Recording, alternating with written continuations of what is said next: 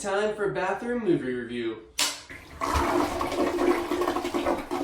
In the age of reboots, sequels, soft reboots, legacy sequels, there are some that we should be okay with. And the fourth movie in the Naked Gun franchise is one of those films. Guys and girls, I'm just gonna skip right to it and say this was a solid film. And trust me, I know solids.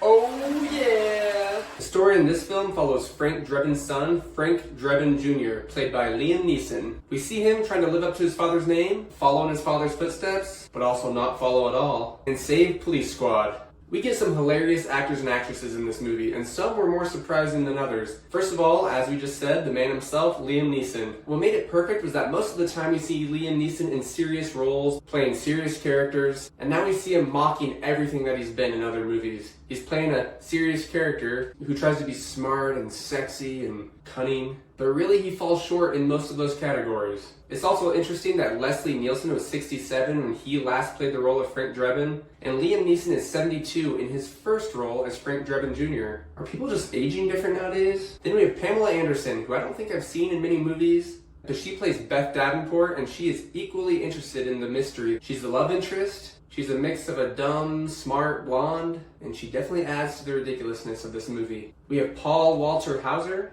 as Captain Ed Hawken Jr. Yes, the son of the captain, I think it was captain, of the original movie, as basically Frank's assistant. And then one of my favorite characters in the film was Richard Kane, played by Danny Huston. Now really what helped this movie with these characters, I think, was the mix of Liam Neeson and Danny Huston. Liam Neeson is always playing some serious hero role, whether it's in Taken, ex-CIA, old cop, ex-military, Jedi.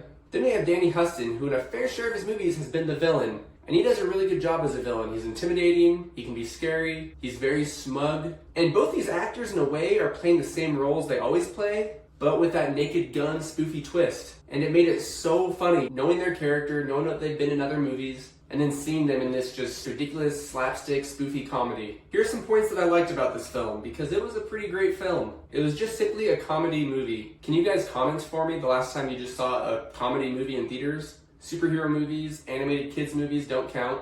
I'm talking just the genre of comedy. Back in the day we had Dumb and Dumber, we had Adam Sandler's movies, Will Ferrell had a lot. This is the first time I've just seen a funny, stupid comedy in the theater since the last time I saw one. I also loved how, just like this bathroom, the jokes never stopped flowing.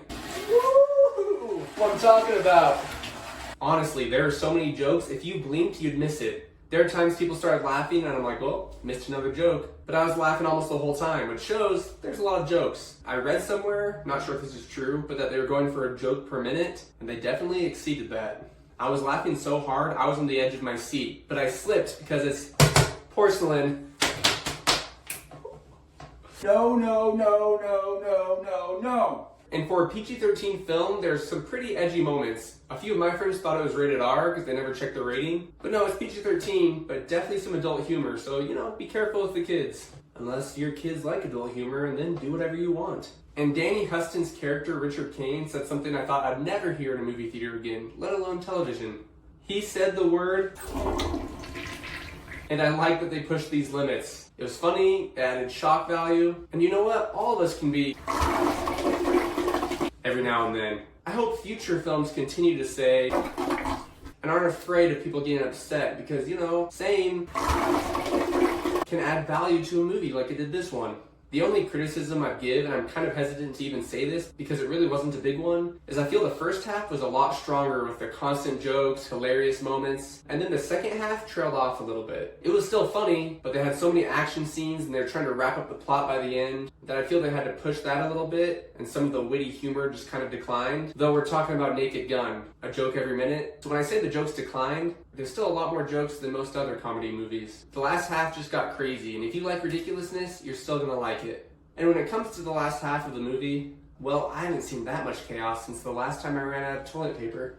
True story, yo. All in all, I loved it. Most people I talked to have really enjoyed it. I had a family member tell me they know someone that didn't like it but loved the original, and this doesn't really make sense to me because it stays true to the original, the style. I think you just can't please everybody because some people just want that feeling they had from the first time of watching a film and they want to match that energy. And it's really hard to do that because you know what to expect, you've seen the humor, and it's just not original anymore. So with that being said, I really enjoyed this film. And if you like dumb, spoofy comedies, I think you will too. I guess you could just call this movie a flush of genius.